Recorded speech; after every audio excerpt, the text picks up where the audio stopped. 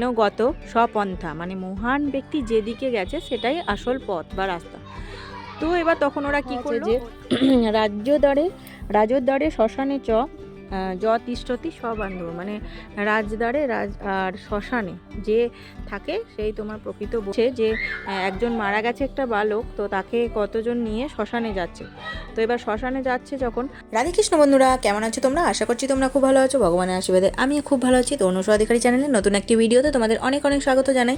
তো ভিডিওটা কোথাও স্কিপ না করে পুরো ভিডিওটা দেখতে থাকো, কারণ ভিডিওটার লাস্টে আমি একটা পঞ্চতন্ত্রের একটা কাহিনী, সংস্কৃতের গল্প একটা অর্ধেকটা বলার চেষ্টা করেছি। তো পুরো ভিডিওটা না দেখলে সেটা তোমরা শুনতে পারবে না। আমি ব্লগিংয়ের মাধ্যমে সেটা বলেছি, কারণ ডাইরেক্টলি তো আমি যেহেতু ব্লগ আমার ক্যাটাগরি, তো ডাইরেক্টলি বলা যাবে না। তো তার আগে বলে রাখি যে ইউটিউব থেকে যদি আমার ভিডিওটা দেখে থাকো তাহলে অবশ্যই চ্যানেলটিকে সাবস্ক্রাইব করে নিও, আর ফেসবুক থেকে দেখলে আমার আইডিটিকে ফলো করে নিও। তো দেখতে থাকো। এখন ছেলে স্কুলে যাবে, তাই ওকে খাওয়াচ্ছিলাম, আর এদিকে রাস্তায় কাতলা মাছ নিয়েছি। তোমরা জানো আমার ভিডিওগুলো যারা ফলো করো, দেখেছো আমি রাস্তাতেই বেশি কেনাকাটা করি। পাড়াতে আসে মাছ সবজি, সবজিটাও নিয়ে আসে, মাছ টাছটা আমি এখান থেকেই নিই। তো মাছ নিয়েছি, কাতলা মাছ 450 মতন ওজন হয়েছিল। তো সেটা এখন রান্না হচ্ছে, মাছ ভাজা হচ্ছে, আর এদিকে বেগুনটা ভাজা হচ্ছে, ঝোলে দেবো তাই বেগুন দিয়ে আলু দিয়ে মাছের ঝোল হবে। আলুটা একটু কম দিয়ে আর কি বেগুন দিচ্ছি ওই জন্য। আর এদিকে আলু ভাজা ও টিফিনের জন্য, আর আলু সিদ্ধ আর গাজরে আলুতে সেদ্ধ করে মেখেছি, ওটা দিয়েও এখন ডাল আর ওটা দিয়ে এখন স্কুলে খেয়ে চলে যাবে। তো খাচ্ছে আর একটু গেম খেলে নিচ্ছে স্কুল যাবে তাই। তো দেখতে থাকো। ও বড়মা, তোমার গাছ থেকে কি খাচ্ছে এগুলো?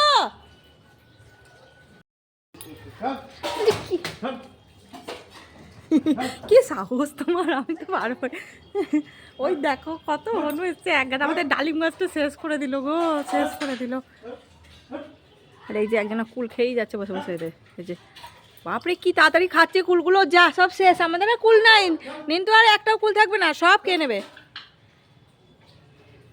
ওরা ওরা আবার বাচ্চাই দেয়।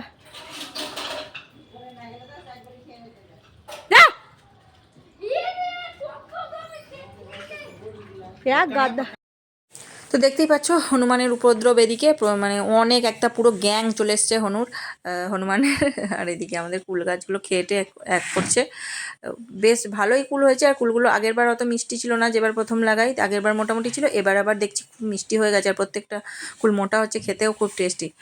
তো কী আর করা যাবে, ও আর কতই খাবে, অনেক কুল আছে। পুরো গ্যাং চলে এসছে, আর শুধু কুল খেলে তো অসুবিধা নেই, ওরা আমাদের গাছগুলো, বাগানের গাছগুলো সব নষ্ট করে দিচ্ছে। দেখো ডালিম গাছটা পুরো শেষ করে দিয়েছে। তো ওর শখ করে একটা ডালিম গাছ লাগিয়েছে, ডালিম গাছ থেকে, ওটাই প্রথমে বললাম দেখলে ভয় পেয়ে গেছিলাম আমি। তো ডালিম গাছ থেকে সব তুলে খুঁটে পুরো পাতা ছিঁড়ে খেয়ে নিয়েছে। তো তার মধ্যে একটা হলো চতুর্নাং পণ্ডিত মূর্খানাং কথা। তো ওখানে প্রত্যেকটা শ্লোকগুলো খুব সুন্দরভাবে, এত সুন্দর কথাগুলো আছে যেগুলো আমরা নিজেদের লাইফে ব্যবহার করতে পারি। কিন্তু ওখানে উনি এটাই, মানে গল্পটার উদ্দেশ্য এটাই বোঝানো হয়েছে যে যেটাই আমরা যে কথাগুলো নিজেদের লাইফে প্রয়োগ করব বা মেনে চলবো, সেগুলো সম্বন্ধে সঠিকভাবে যদি জানতে না পারি বা আক্ষরিক অর্থটা কী সেটা যদি বুঝতে না পারি, তাহলে সেটা মানে মূর্খতারই পরিচয় হবে। কারণ কি বলে ওটাকে, মানে অল্প বিদ্যা ভয়ঙ্করই হয় আর কি।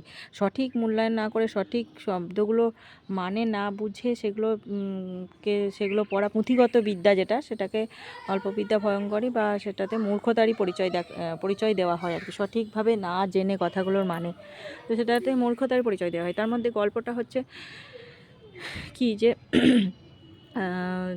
চারজন আর কি গুরুগৃহে শিক্ষা শেষ করার পর, চারটে মূর্খর কথা আর কি, শেষ করার পর তারা যখন বাড়ি ফিরছে, দেখছে দুদিকে দুটো রাস্তা চলে গেছে। তো তো ওরা ঠিক করতে পারছে না কোন রাস্তাটাই যাবে, তো কোন রাস্তাটা সঠিক যাওয়ার জন্য। তখন দেখছে যে একজন মারা গেছে একটা বালক, তো তাকে কতজন নিয়ে শ্মশানে যাচ্ছে। তো এবার শ্মশানে যাচ্ছে তখন ওখানে অনেক মহাজনও আছেন। তো এবার ওরা সঙ্গে সঙ্গে একজন তাদের মধ্যে বই খুলে দেখছে, লেখা আছে মহাজন যেন গত স্বপন্থা, মানে মহান ব্যক্তি যেদিকে গেছে সেটাই আসল পথ বা রাস্তা। তো এবার তখন ওরা কি করলো, ওদের সঙ্গে ওরা যেহেতু শ্মশানে যাচ্ছে বলে ওদের সঙ্গে ওরাও 4 জন গিয়ে শ্মশানে উপস্থিত হলো। কিন্তু এটা তো এটার আক্ষরিক অর্থ নয়, এটার অর্থ হচ্ছে মহাজন মানে মহান ব্যক্তিরা যে রাস্তাটা অবলম্বন করেছে সেই রাস্তাটা তোমরাও ধরো। মানে সাধু সন্ততিরা বা মহান মহান দেশপ্রেমিক মহান ব্যক্তি যারা, তারা যেভাবে নিজেদের জীবনটাকে কাটিয়েছে বা যে রাস্তায় গিয়ে তারা গেছে সেই রাস্তাটা ধরতে বলছে। কিন্তু ওরা সঠিক মানে বুঝতেই পারলো না। ওটা ওরা মানে করলো যে মহাজন যেদিকে যায় সেদিকে যাও। ফুলে হাত দিও না বাবা, ফুলে হাত দিও না, উঠে যাবে এইটা। আর তারপরে যখন ওরা শ্মশানে গেল, শ্মশানে গিয়ে দাঁড়িয়ে তারপরে একজন আবার দেখলো যে লেখা মানে ওর বইয়ে লেখা আছে যে রাজদ্বারে শ্মশানে য তিষ্ঠতি সবান্ধব, মানে রাজদ্বারে আর শ্মশানে যে থাকে সেই তোমার প্রকৃত বন্ধু বা প্রকৃত ভাই। ব্যাস, যেমনি এটা শোনা ওরা ওখানে একটা গাধা দেখতে পেলো, গাধাকেই ভেবে নিল ওদের নিজেদের বন্ধু বা ভাই। তো এবার তাকেই নিজের বন্ধু ভেবে ওরা ওকে গলায় জড়িয়ে ধরে মানে ওর সঙ্গে করতে হলো। কিন্তু সেটা তো না, মানে রাজদ্বারে শ্মশানে মানে কি বিপদের টাইমে, শ্মশান মানে কি যে মারা গেছে তোমার সেই সময় প্রচণ্ড বিপদ, সেই বিপদের টাইমে যে তোমার পাশে থাকবে, যে তোমার সাথ দেবে, তো সেই হলো প্রকৃত বন্ধু তোমার। সেইটা এখানে মহর্ষি বোঝাতে চেয়েছেন। কিন্তু ওরা এটার ভুল মানে করে রাজদ্বারে শ্মশানে যে থাকবে তাকেই, মানে সে যদি গাধাই ছিল তো গাধাকেই বন্ধু ভেবে নিল। তো এই হচ্ছে গল্পটা। তো আরও আছে, পুরোটা আমি একদিন পুরোটা বলবো। তো একটু দুপুরের দিকে রোদ ছিল, তখন ছাদে গিয়েছিলাম, তাই তোমাদের সঙ্গে একটুখানি পঞ্চতন্ত্রের গল্প করলাম। আমি সংস্কৃত নিয়ে পড়েছি, তো সংস্কৃত গল্পগুলো বেশ ভালোই লাগতো, তাই তোমাদের সাথে একটু শেয়ার করলাম। পুরোটা বলা হলো না। তারপরে নিচে সন্ধ্যেবেলায় এসে সন্ধ্যে টন্ধে দিয়ে এখন রুটি করছি কাকিমাতে আমাতে। তো এদিকে রুটি মাখা হয়ে গেছে, রুটি করছে আর গল্প করছি, আর ওদিকে আলু বেগুনের তরকারি হচ্ছে, আলু বেগুনের তরকারি আর রুটি আজকে রাতে আমাদের, তো রাতে খাওয়া হবে, তাই রুটি করে নেওয়া। এদিকে খেজুর গুড় আছে, খেজুর গুড় আলু, এই যে আলু বেগুনের তরকারি করছি আর রুটি। আর দেখো রুটিটা ফোলানোর চেষ্টা করছি, তো করতে করতে ভাপটা বেরিয়ে গেল আর ফুললো না। তো ওগুলোই বলছি। আর নরম করে মাখলে আমি বেলতে পারি না, একদিক মোটা একদিক ছোটো এসব হয়ে যায়, তাই বলে আর কি শাশুড়ি। তো সেগুলো নিয়ে আলোচনা করছি। তো রুটি করতে করতেই আজকের ব্লগটি শেষ করলাম। কেমন লাগলো অবশ্যই জানাবে, ভালো লাগলে লাইক কমেন্ট শেয়ার করে দিয়ে আমার পাশে থাকবে। তো টাটা।